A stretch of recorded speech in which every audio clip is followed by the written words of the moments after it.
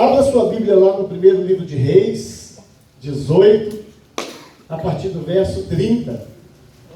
E nós vamos estar fazendo a leitura da palavra. Lembrando que essas mensagens que você vê sendo gravadas aqui na igreja, sempre que você vê esse tripé com esse telefone ali, essa mensagem está sendo gravada para poder, eu vou pedir o pessoal que está sentado perto ali para dar uma contribuição ali, para poder postar depois no canal da igreja. Então já dissemos em São Benedito oficial. Essa semana nós tivemos mais um relato de pessoas de longe que em momentos de dificuldades acessaram o canal da igreja e Deus falou grandemente através da mensagem.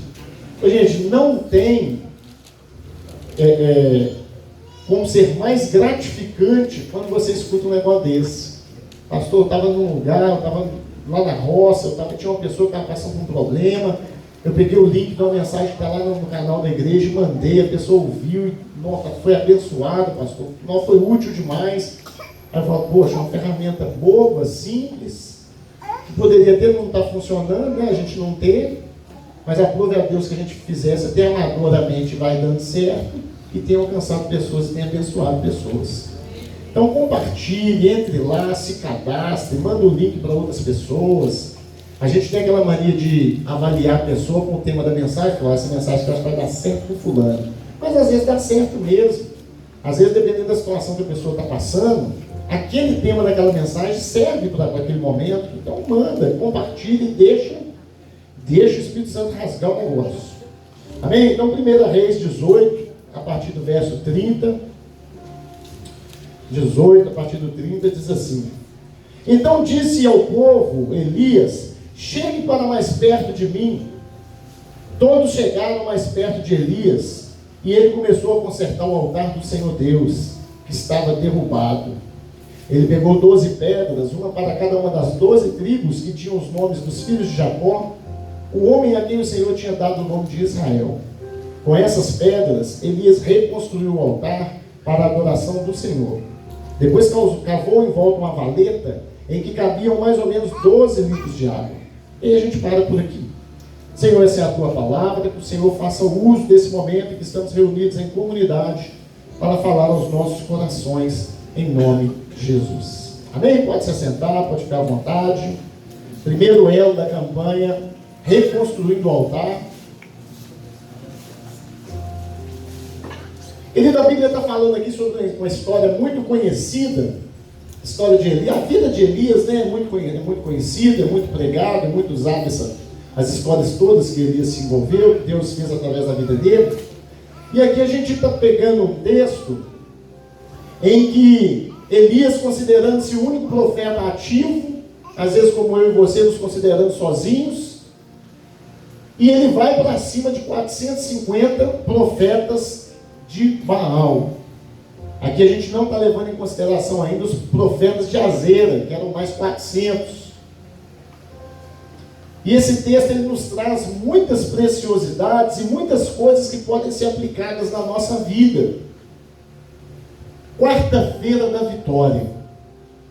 Quando eu venho para um culto de quarta-feira da Vitória, eu quero estar em comunhão com Deus, eu quero estar alicerçado com Deus, eu quero estar ouvindo a palavra, eu quero estar me edificando, mas eu quero estar recebendo cura, eu quero estar recebendo a porta aberta de um emprego, eu quero estar recebendo um dinheiro que está travado na justiça, uma compra de um imóvel, uma venda de um imóvel, uma compra de um carro. São situações que a gente geralmente busca no culto de quarta-feira da Vitória. Pastor, mas Deus não realiza essas coisas na quinta, na sexta, no domingo, tem que ter um culto específico? Não, querido. Deus realiza qualquer dia da semana. Não precisa de um culto específico. Então, para quê? É para nos motivar. Hoje, por exemplo, eu sou motivado a buscar a minha vitória. Amém. Amanhã eu sou motivado a estar em oração e intercessão pela minha família. Amém. Não quer dizer que a minha vitória não tem a ver com a minha família. Na sexta-feira já é mais específico para a oração, o que não quer dizer que o Senhor não liberte na quarta, na quinta, no sábado. No sábado a gente já reúne a mocidade, o que não quer dizer que não vai ter palavra forte, que não vai ter ensino da palavra, que não vai ter conversão, que não vai ter... Está tendo conversão em todo o culto da mocidade. E por falar na mocidade, a próxima sexta-feira eles vão estar com culto lá na Praça da Itamaraty de novo, às 20 horas. E para essa sexta-feira, a Giovana vai estar ministrando a palavra. Então, querido, esse culto é para te motivar a buscar algo de Deus para a sua vida. Mas o nosso maior ensino aqui é para que, independente do que você veio buscar, você tenha vindo preocupado com a sua salvação. Não existe bênção maior que o Senhor pode liberar sobre as nossas vidas que extrapole a grandeza da salvação. Então a primeira coisa que eu preciso de ter é a certeza da minha salvação. Amém. Aí depois da certeza da minha salvação, eu vou buscar as demais coisas que a Bíblia diz que vão ser acrescentadas. Buscar primeiro o reino de Deus e as outras coisas serão acrescentadas.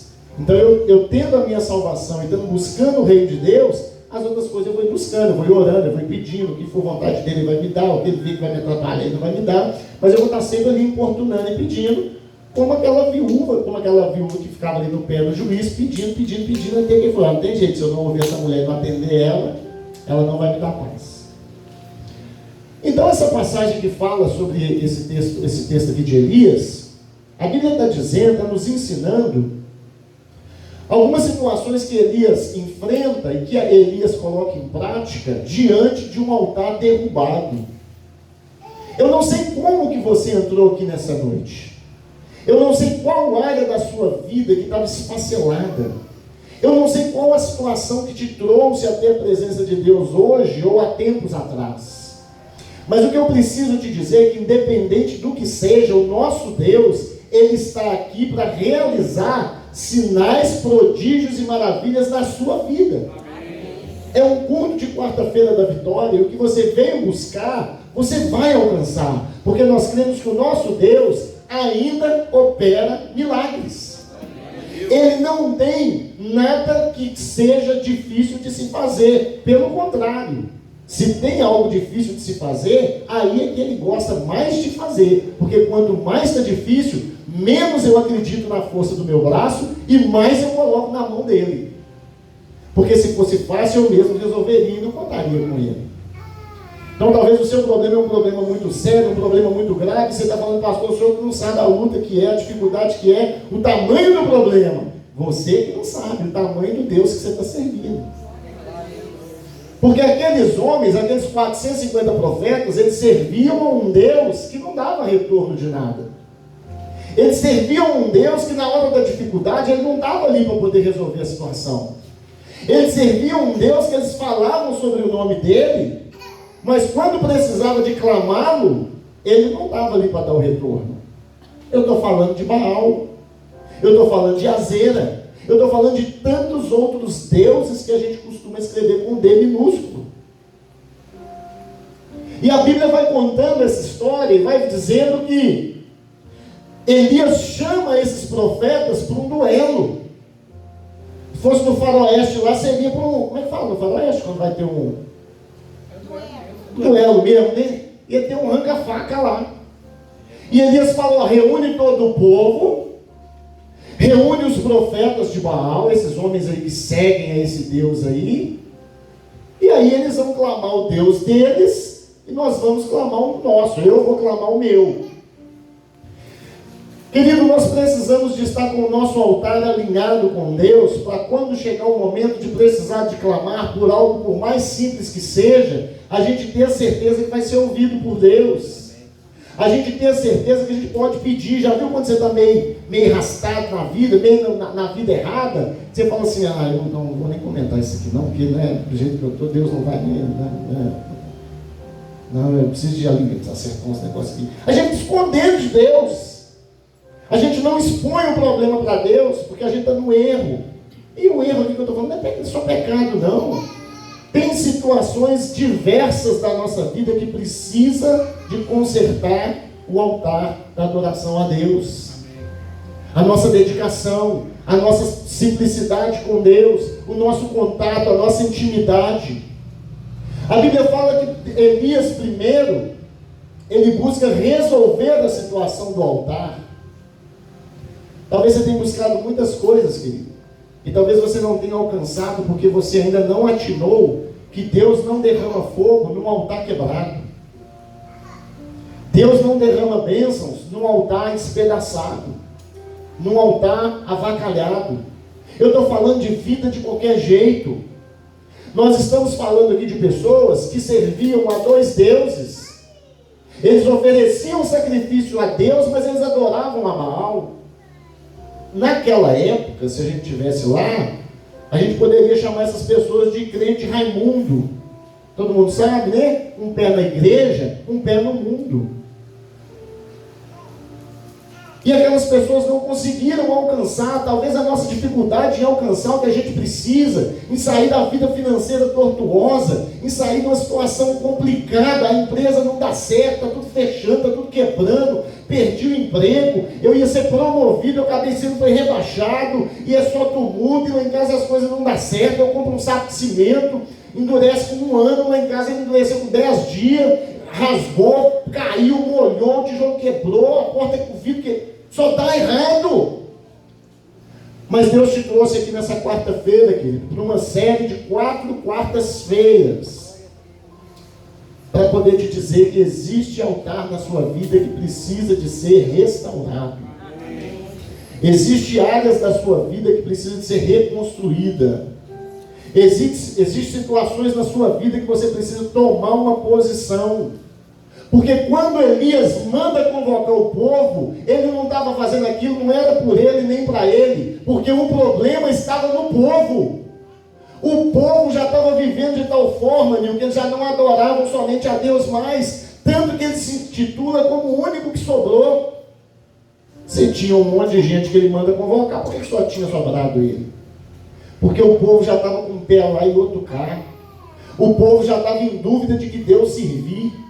O povo já estava numa situação de manter-se no pecado. As práticas do povo pagão, as práticas dos adoradores de Azera, dos adoradores de Baal. A igreja precisa de acordar, querido, para a maneira que a gente tem servido a Deus. Não basta vir no templo, depositar nosso dinheiro no gasofilácio, fazer um elogio à obra da igreja, e ir embora e ficar por isso mesmo. E quando você sai daquela porta, Deus olha para você e começa a ver as trincas que estão no seu altar, Pastor, mas tem coisa que eu não consigo resolver, por isso você está aqui hoje. Você não veio aqui só para, o pastor mandou um convite, o irmão mandou um convite, o outro irmão me fez um convite, eu vou lá ver como é que é lá. Você não veio aqui ver como é que é aqui. Você veio aqui porque o Espírito Santo já te incomodou para te trazer aqui. O Espírito Santo já tratou e já vem tratando com você para que você estivesse aqui. Essa igreja está em crescimento, essa igreja está em ampliação, as tendas estão se alargando. Cristo quer contar com você nessa obra. E eu não estou falando de doar dinheiro não, porque hoje nos tempos de evangelho da prosperidade, falar que Cristo quer contar com você, quanto eu vou ter que dar aí, pastor? Deus está querendo contar com você, meu irmão, para levar a palavra para quem ainda não ouviu. Deus está querendo contar com você para participar daquela célula, levando pessoas daquela célula para ser alcançadas. Deus está querendo contar com você para pegar aquela pessoa que está chorando, sentada na esquina, e parar e falar, por que choras? Porque como ouvirão se não há quem pregue? Deus está permitindo um templo que vai passar de 120 cadeiras para 210. É para pôr cordinha e ficar 90 cadeiras à toa lá atrás? Quisera nós que tivesse um espaço para estacionamento, um espaço maior para o Kids, porque a nossa região ela é muito carente. A gente precisa de ter um espaço maior para alcançar, receber, cuidar, discipular e enviar essas pessoas. Porque o reino de Deus está sendo implantado, é como uma máquina que vai passando e não para. E nós precisamos de estar com o nosso altar reedificado, estar com o nosso altar reformado, estar com o nosso altar tinindo, para que o fogo possa descer e provar que existe um Deus de Israel que cura, que salva, que liberta, que batiza com o Espírito Santo e que vai voltar. Eu coloquei um post no status essa semana, eu não lembro o começo, mas tipo assim, não sei por que você está me julgando, É só Deus que pode me julgar. E aí embaixo vem uma frase e fala assim: você não se preocupa com isso? Isso é muito sério. O Deus que você serve, que eu sirvo, ele já desceu do crucifixo. Ele já desceu do madeiro. Ele já saiu do túmulo. Glória a Deus. Aquele corpício que estava deitado lá, feio, que a Bíblia diz que não tinha formosura nem aparência, ficou lá só lençol. Só lençol dobrado. Os guardas que estavam na porta, só sobrou um anjo, um homem de roupa reluzente, que falou para as mulheres: ele não está mais aqui, por que vocês procuram entre os mortos aquele que já está vivo? Glória a Deus. E ele disse: eu vou para junto do Pai, preparar morada para cada um de vós, e vou voltar para buscar vocês, e vai voltar. Aleluia. E a Bíblia diz que as virgens, 5 delas, metade das 10, não estava preparada para a volta do noivo, para a chegada do noivo. E foi todo mundo pego de surpresa. A Bíblia diz que ele virá como um ladrão. Alguém aqui espera um ladrão? Vou ficar lá na porta de casa esperando um ladrão. Vem quando ele chegar, eu já pulo no pescoço dele. O ladrão vem quando a gente está menos esperando. Tem gente pensando que Jesus virá como um ladrão, que vai vir roubar. Não. É o pulão que ele vai dar você. Você vai tomar um susto. Oh, voltou, fiquei. Em nome de Jesus, ninguém vai ficar, não. Vai todo mundo. Mas é disso que a gente está falando, querido. Esse Jesus que morreu, que foi crucificado, que foi enterrado lá na caverninha lá, ressuscitou e vai voltar para buscar aqueles que creram nele. O livro de Apocalipse diz: aquele que permanecer fiel até o fim. Nós precisamos, querido, de estar fortalecidos na palavra, enganjados no Evangelho, participantes da obra. Ah, pastor, você está falando isso para pôr a igreja para trabalhar. É claro, porque se você não trabalhar, você desanima. Eu desanimo. Deixa eu sair daqui, parar com tudo, ficar só na minha casa. Terça eu vou lá na sede, domingo eu vou lá na sede. Aí na terça vem o jogo da Libertadores, eu não vou. Aí domingo eu faço um churrasco, o pessoal foi embora mais tarde, aí hoje eu não vou. Querido, se a gente não tiver um compromisso no olho a olho, cadê o Nil? Cadê o Anderson? Cadê o pastor Jade? Cadê o pastor Ivanildo? Se não tivesse, pastor, mas meu compromisso é com o homem, não é com Deus. Aí deveria ser mais preocupante ainda. Aí o seu altar ia estar mais edificado ainda. Só que às vezes o nosso compromisso com Deus, a gente relaxa. Porque parece que Deus não fica, cadê o irmão? Imagina Deus virando: Maurício, cadê o Maurício? Maurício, você não foi lá me cultuar lá na congregação, não, Maurício? Oh Deus, é porque aí a desculpa que o Maurício dá para a gente não pode dar para Deus, porque Deus viu onde ele estava. Seria pior ainda. Que bom seria se a gente tivesse que dar satisfação só para Deus. Que bom não, né? Aí o negócio ia apertar, né, Anderson? Então Elias, querido, reúne aquele povo, porque ele quer mostrar para aquele povo que existe o Deus de Israel, que é o Deus verdadeiro e que está acima do Deus Baal. E ele pede que Deus dê estratégia. A estratégia que Deus dá é de reunir aquele povo, para que o pecado do povo fique fique no passado, e o povo se arrependa. Deus te trouxe aqui hoje, querido, para você se colocar diante dele em arrependimento, em chorar e buscar um conserto naquela área. Não, pastor, já melhorei tanto. Pastor, se eu te contar o que eu fazia, hoje eu não faço mais. Só uma coisinha ou outra precisa ser melhorada. Deus não quer coisinha ou outra. Para Deus não existe 99%. Pastor, mas aí fica difícil, porque ninguém dá conta do 100%, mas todo mundo dá conta de tentar o 100%. E aí aqueles % que a gente não conseguir para completar o 100%, ele perdoa, que aí é pecado. Aí ele perdoa e fala: continua que eu morri por causa sua na cruz. O que não pode, ele fala: não, 80% já está bom. Está doido? Se até 2030 eu conseguir chegar em 90%, já está melhor ainda. Não. Deus não barganha porcentagens. Ele quer tudo. Deus trouxe pessoas aqui nessa noite para ouvir que o Senhor está te pedindo tudo.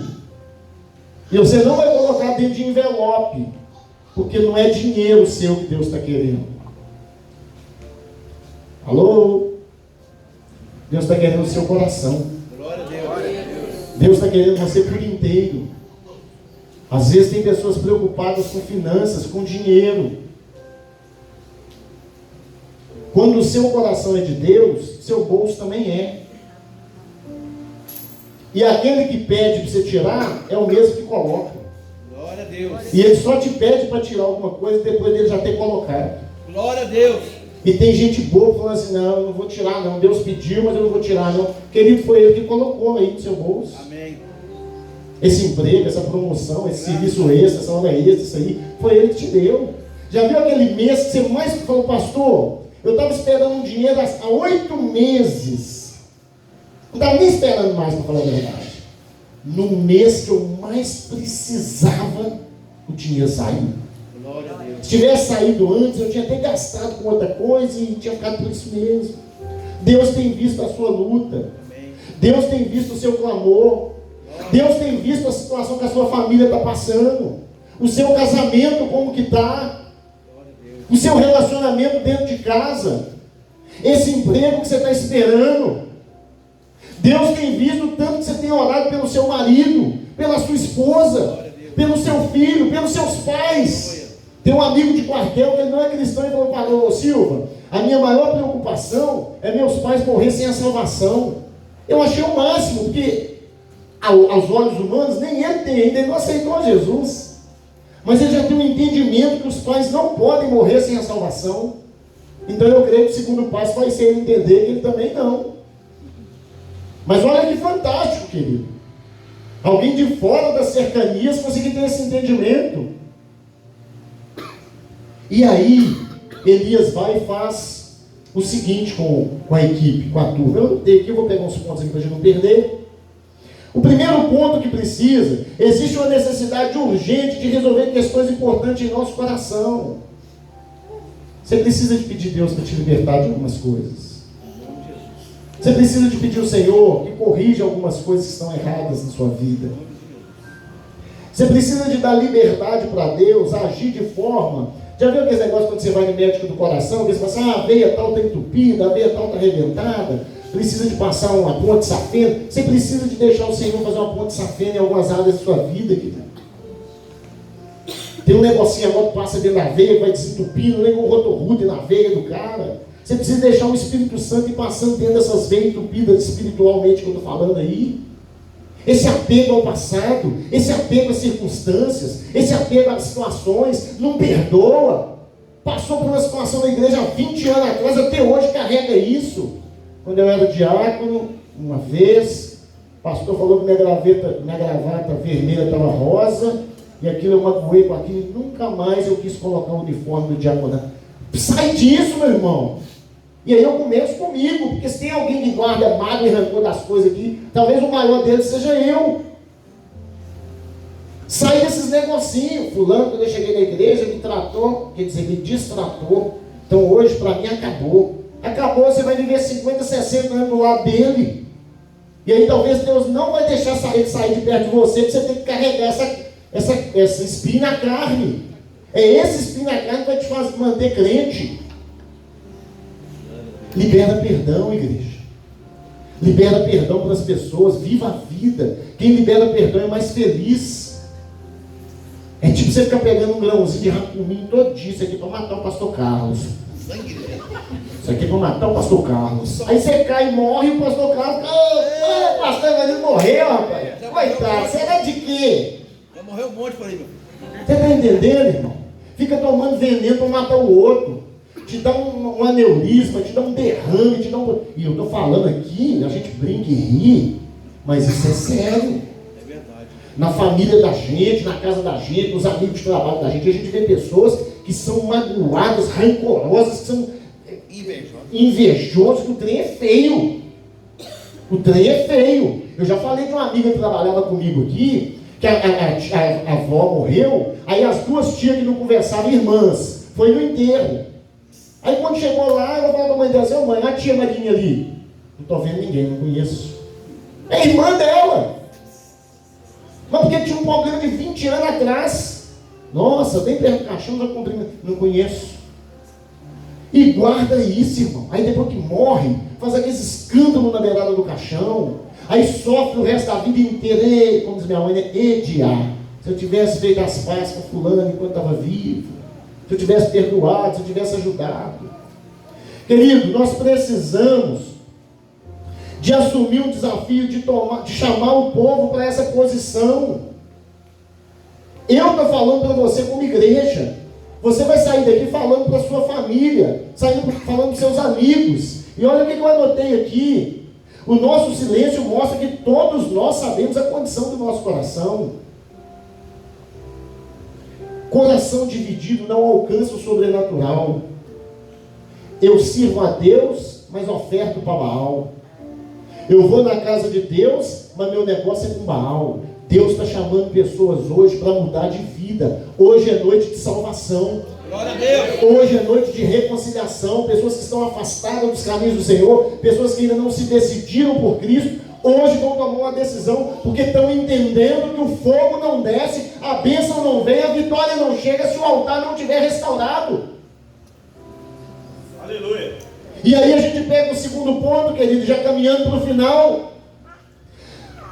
Depois que Elias chama a turma para o desafio, e aí eu vou passar rapidinho na história que todo mundo conhece. Ele fala: olha, nós vamos fazer o seguinte, tem 2 bois, nós vamos matar, cortar, colocar no altar, e vão chamar o nosso Deus para receber esse holocausto, esse sacrifício.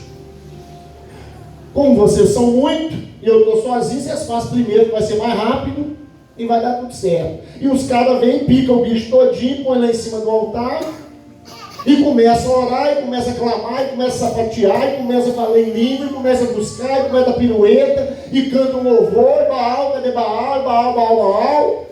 E Elias começa, de certa forma, a desombar dos caras.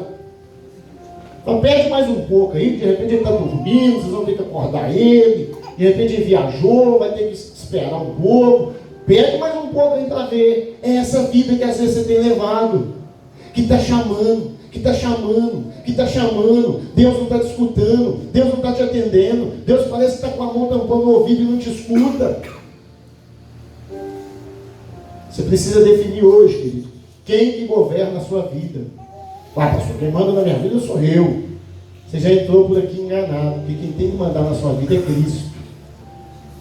Você não morreu por você, essa vida não é sua. Essa vida que você vive pertence a Ele.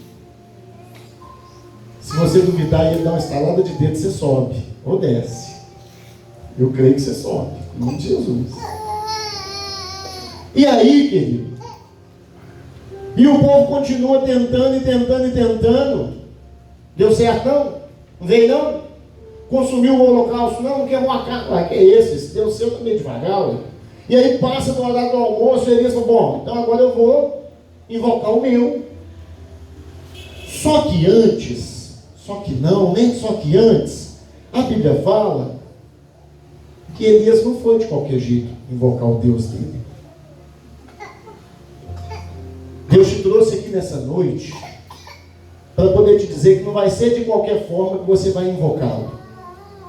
Você pode até invocá-lo, mas para você ter acesso a Ele, para você alcançar a vitória que Ele tem para a sua vida, para Ele derramar fogo sobre a sua vida, fogo que consome, fogo que conserta, fogo que aquece, fogo que clareia, fogo que direciona, vai ter que acertar o altar.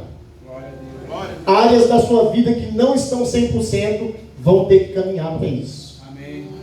Nós estamos aqui para isso, querido. Eu poderia trazer uma mensagem hoje que massageie o seu ego, que você vai sair daqui felizão. Vai pegar o jogo do Cruzeiro daqui a pouco, vai ficar mais felizão ainda. Apesar que está difícil, né? Está difícil ficar felizão com o Cruzeiro. Tudo bem. 3-0? Vai ser hoje, mano? Aí, ó, profeta. Então, querido, eu não trouxe uma mensagem para massagear o nosso ego. Eu trouxe uma mensagem para falar que a gente precisa de conserto, que a gente precisa de arrependimento, que as bênçãos estão disponíveis, que as coisas boas estão disponíveis, que as vitórias estão disponíveis, mas a gente precisa de estar preparado para poder recebê-las. Não vai vir de qualquer forma. Ô pastor, e as pessoas que estão lá fora que não têm compromisso nenhum com Deus, como é que eles recebem então? Porque a Bíblia diz que da mesma sorte que concorre o ímpio, concorre o justo. Olha, pastor, então, estou perdendo tempo, hein? Só que essa mesma Bíblia fala que a diferença vai estar no último dia. Glória a Deus. Se você não está preocupado com o último dia, cai no mundão, meu filho. Vai servir Baal e nadar de braçada. Mega Space, axé, não sei o quê, sítio com a galera, e festa, e cerveja, e bagulho. Aproveita a vida, irmão. Porque no último dia, você vai estar lá com o seu passaporte para ser carimbado, e a setinha vai bater assim, mostrando para lá. E de quem serviu a Deus, pastor, não vai ter nem carimbo. Porque a Bíblia fala que nenhuma condenação há para aqueles que estão em Cristo Jesus.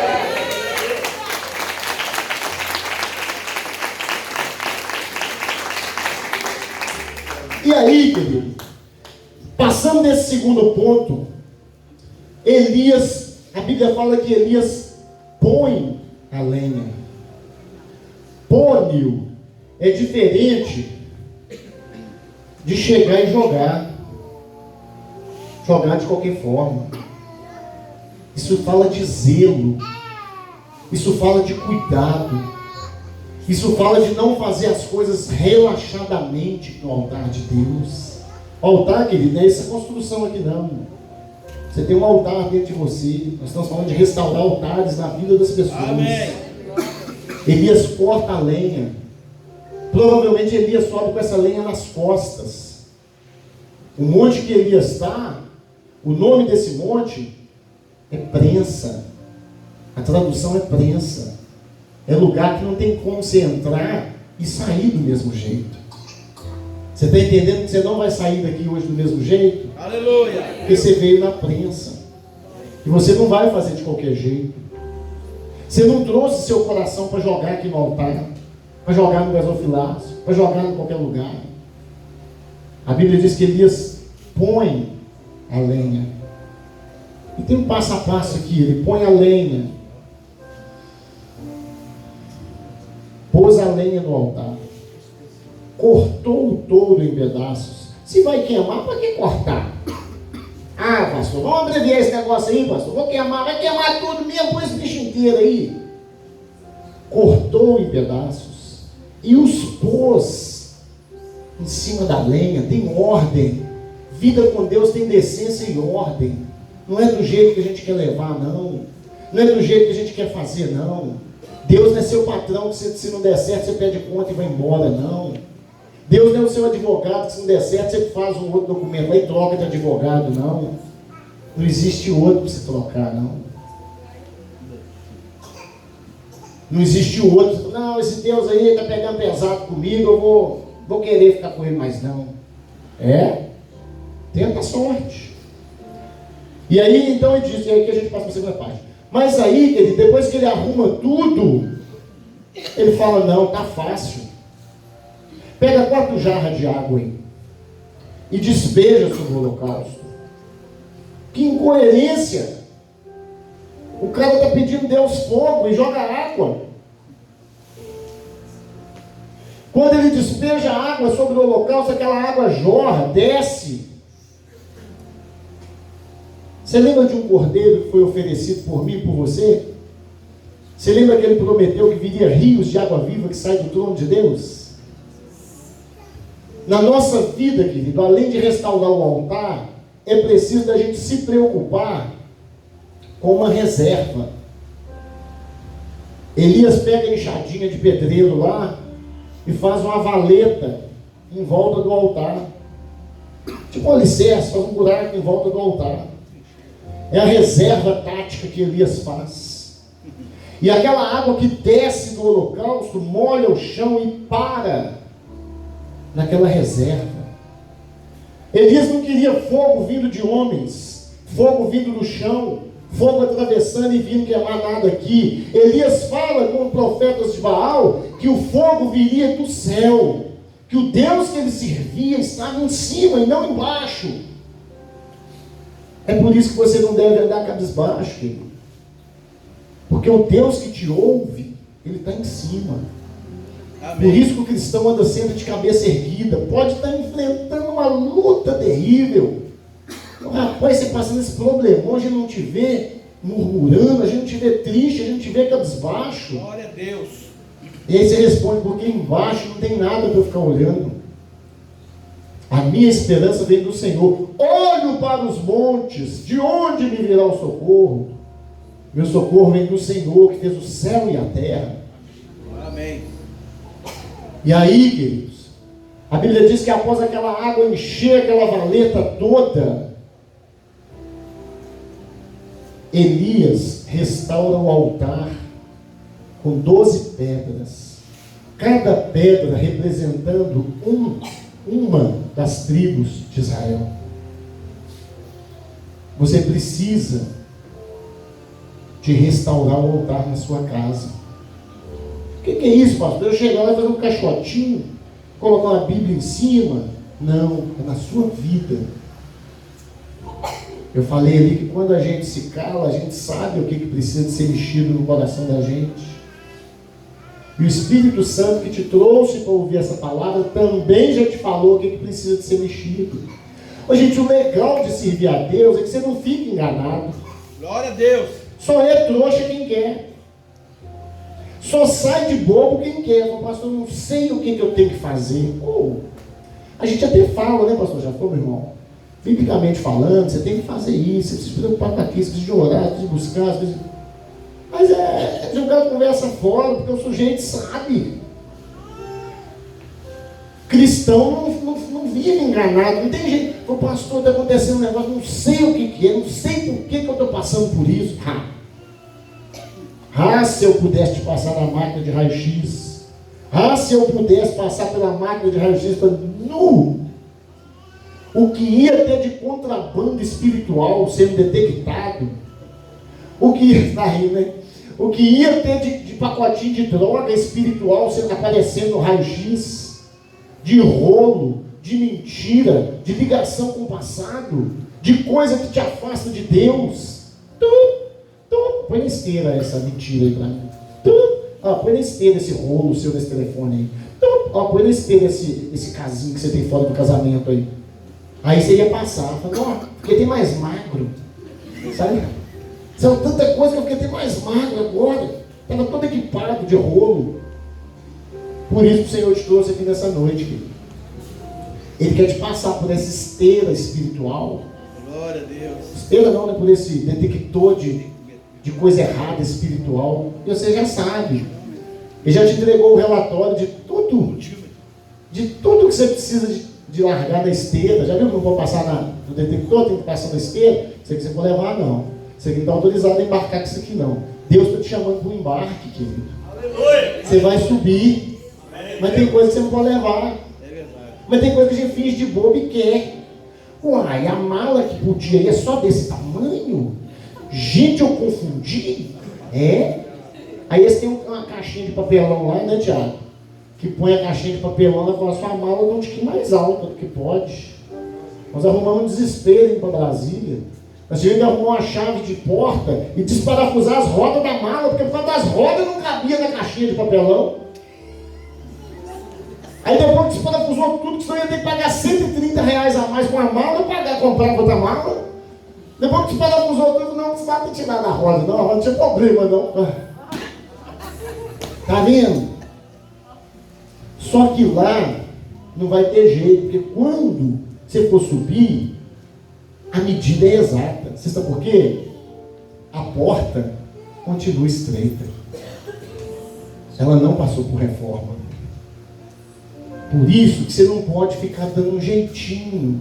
Por isso que você não pode ficar meio quiabando nos negócios, quiabando, escorregando. Tem uns linguajares, mas a igreja não entende. Ficar dando um jeitinho para as coisas. A porta continua estreita. E aí, querido, para entender o que eu preciso para alcançar a minha vitória nessa campanha de reformando o altar, está fugindo o nome, na caneta, não está com esse nome aqui. Restaurando o altar, Só depois que colocamos o caos em ordem é que Deus vai manifestar a glória dele. Ó, pastor, mas não é Deus que vai acertar as coisas? É, mas ele não vai restaurar seu altar, não. Porque tem decisão que é você que tem que tomar.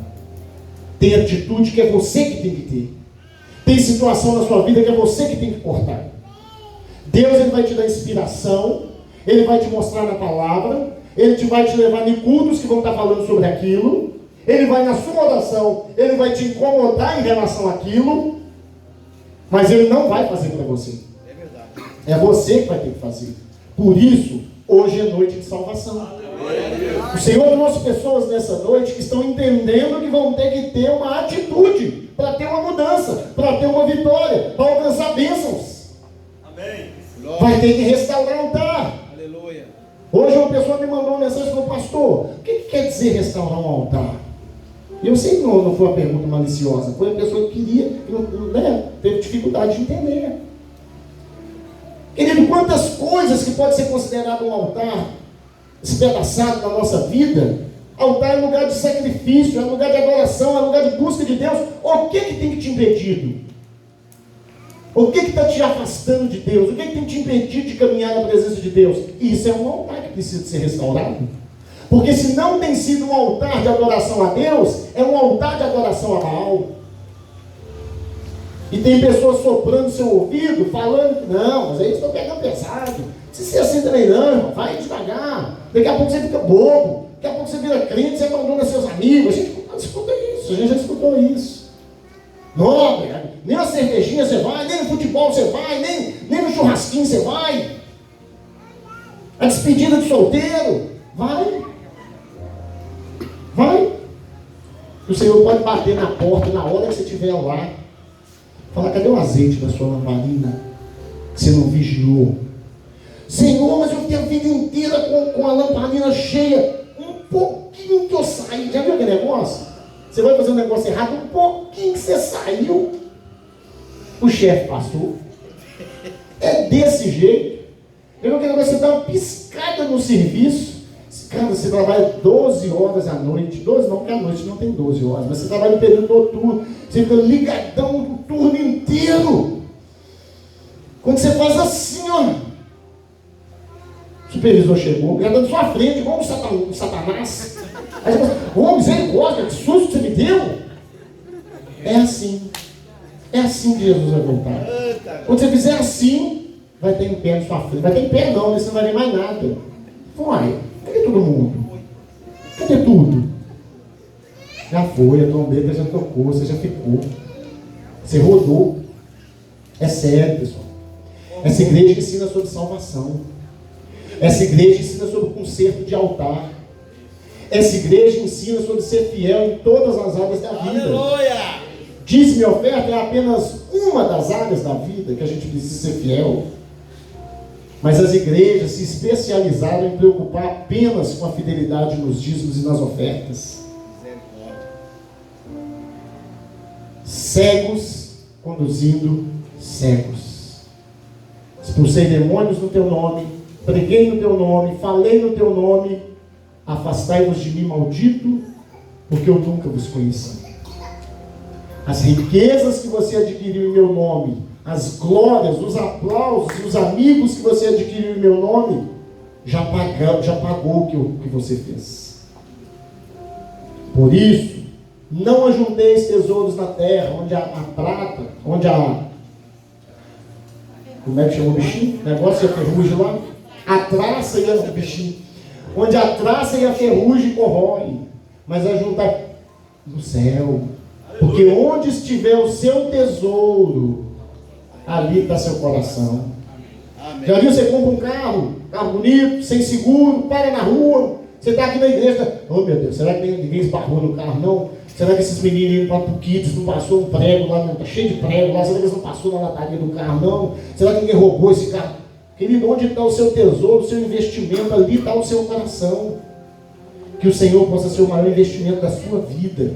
Que você possa se preocupar em buscar primeiro o reino de Deus, para que as outras coisas te sejam acrescentadas. Que nessa noite você possa sair daqui com o seu altar restaurado. E se ainda faltou pedra, o Senhor vai te dar no decorrer da semana para você consertar esse altar. Porque tem coisa que você não vai sair dizendo, pum, consertei. Não sei disso. Tem coisa que você vai ter que acertar. Mas a decisão de acertar você tem que tomar. Senão você fica empurrando para amanhã. Então semana que vem eu faço. Você já viu aquele negócio? É só marcar que chega.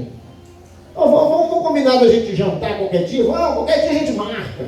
Rapaz, tem 3 anos que a gente está saindo para jantar. Então vamos sábado. Quando você assume, nossa Deus, amanhã eu já tenho que ir jantar com fulano de tal. Porque marcou. Então marca hoje, querido, que hoje é noite de salvação na sua vida. Marca hoje, que hoje é noite de libertação na sua vida. Marca hoje nessa agenda aí, que hoje é noite de vitória na sua vida. Você está participando de um culto de vitória. Você vai sair daqui com a sua vitória. E a maior delas vai ser esse altar restaurado que não estava 100%. Glória a Deus. E aí a gente encerra aqui.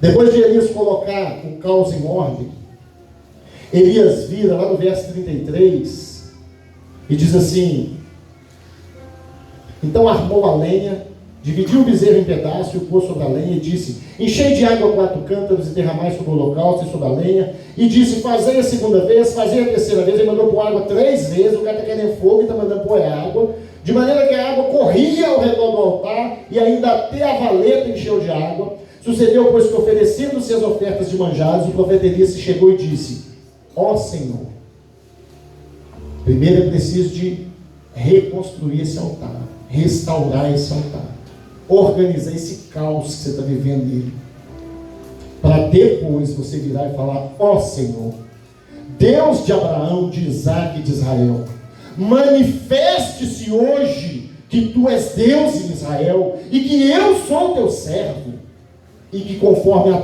tua palavra fiz todas essas coisas. Elias não inventou um churrasco, não, irmãos. Elias não falou: vamos fazer um churrasco, joga água, joga fogo, joga água. Não. O Senhor me deu essas palavras sobre o que eu tinha que fazer. Responde-me, Senhor, responde-me, para que este povo conheça que tu, Senhor, és Deus, e que tu fizeste tornar o seu coração para trás. Então caiu fogo do céu, consumiu o holocausto, a lenha, as pedras, o pó, e ainda lambeu a água que estava na valeta. O que vendo todo o povo caiu sobre os seus rostos e disse: isso é o povo que adorava Baal, que falou o que eu vou falar agora. Isso são as pessoas que estão lá fora te criticando, que não acreditam no Deus que você serve, talvez por causa do altar quebrado, que você está nessa pendenga na vida, e as pessoas olham e falam: para ser Deus igual você, para ser crente igual você, eu prefiro nem ser. É essas pessoas que estão olhando você com esse altar arrebentado, que estão esperando uma mudança de atitude sua, está esperando uma restauração nesse seu altar, porque eles querem acreditar no Deus que você acredita. Eles só precisam de ver esse Deus na sua vida. Eles precisam de ver as vitórias e as bênçãos que esse Deus libera. Restaure o seu altar nessa noite, meu. Porque as pessoas que não servem a Deus, assim como esses que estavam aqui, disseram: só o Senhor é Deus. Só o Senhor é Deus. Nós estamos falando de adoradores de Baal, batendo no peito e dizendo: só o Senhor é Deus. É por isso que os feiticeiros, os espíritos, eu não estou desfazendo de religião, cada um tem o direito de seguir o que quer, mas precisa de saber que caminho, verdade e a vida é um só. Precisa de saber que todos os caminhos levam a Deus, mas o caminho é um só. Para chegar em Deus você pode ir por vários caminhos, querido, mas a partir daí, a partir de quando você o conhece, aí não tem possibilidade de mais de um caminho, não. Porque ele disse: eu sou o caminho. Ele não disse: existem caminhos. E Elias lhe disse: lançai mão dos profetas de Baal. Isso é o que vai acontecer com os seus inimigos, querido. Não é aquele pessoal do seu serviço que te irrita, não. Que os parentes lá da sua família que te irrita, não. Seus inimigos aqui são os demônios, as coisas que se levantam contra a sua vida, as situações que Satanás usa pessoas para poder te prejudicar, para te impedir de avançar, para lançar uma palavra mal falada. Você é burro demais, você está querendo essa faculdade para quê? Você já foi até longe demais. Ninguém na sua família nunca alcançou nada, você está pegando o boi de já ter chegado onde você chegou. É esses inimigos que com eles vai acontecer o que Elias narra aqui: lançar em mão dos profetas de Baal, que nenhum deles escape. E lançaram a mão deles, e Elias os fez descer ao ribeiro de Quizon, e ali os matou. Você vai sair daqui hoje com seus inimigos destruídos. Essas barreiras, que se levantaram no seu caminho, você vai ver elas caindo por terra. Essas situações, pastor Carlos, que se levantaram, que se ergueram, essas situações, Cecília, esses vales que abriram onde você ia passar, você vai ver isso sendo entupido e nivelado para você passar. Porque assim como Elias, depois de restaurar o altar, ele disse: Senhor, Senhor. E o fogo desceu, e o fogo está descendo nesse lugar. É notável a presença do Espírito Santo aqui. É notável a presença de corações quebrantados, entendendo o propósito dessa campanha. É notável a presença das pessoas aqui, sentindo a presença de Deus e buscando de Deus direção para consertar o que está errado na vida. Glória, glória, glória. É notável sentir no rosto das pessoas que elas estão encorajadas a sair daqui com a sua vitória na mão. Aquela situação de saúde, de doença, de problema, as pessoas acreditando: eu posso, eu vou conseguir, vai dar certo, porque eu estou restaurando o meu altar, e eu sei onde está a trinca, eu sei onde está a brecha, eu sei onde está a pedra quebrada. Glória a Deus. E aí eu encerro dizendo, querido, que se você foi convencido pelo Espírito Santo a vir aqui nessa noite, buscar a sua vitória, pode ter certeza que você já vai sair com ela.